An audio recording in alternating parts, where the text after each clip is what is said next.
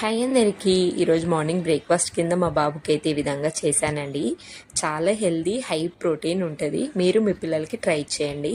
1 cup పెసరపప్పు నానబెట్టేసుకోవాలి 1 hour. తర్వాతకి ఈ విధంగా మిక్సీ జార్లో వేసుకొని చిన్న అల్లం ముక్క, పచ్చిమిర్చి, సాల్ట్తో స్మూత్గా బ్యాటర్ లాగా పట్టేసుకోండి. ఇలా ప్లెయిన్గా కాకుండా వెజిటేబుల్స్ వేసుకోండి. నేనైతే బీన్స్, క్యాప్సికమ్, క్యారెట్, చిన్న ఆనియన్, పచ్చిమిర్చి, సో మీకు ఏది అవైలబుల్గా ఉంటే అవి వేసేసుకొని ఈ విధంగా బ్రెడ్ ముక్కలు కట్ చేసుకొని దానిపైన ఇలా కోటింగ్ లాగా వేసుకోండి.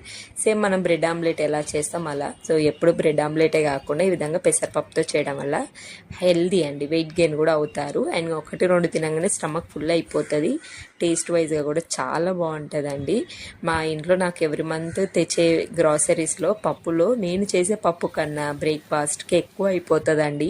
మీరు పప్పుని ఎక్కువగా దేనికి యూజ్ చేస్తారు? నేనైతే బ్రేక్ఫాస్ట్, దోశ లేదంటే ఇలాంటి వాటికి బాగా యూజ్ చేసి పిల్లలకు పెడతాను, మంచిది అనేసి. మరి మీరు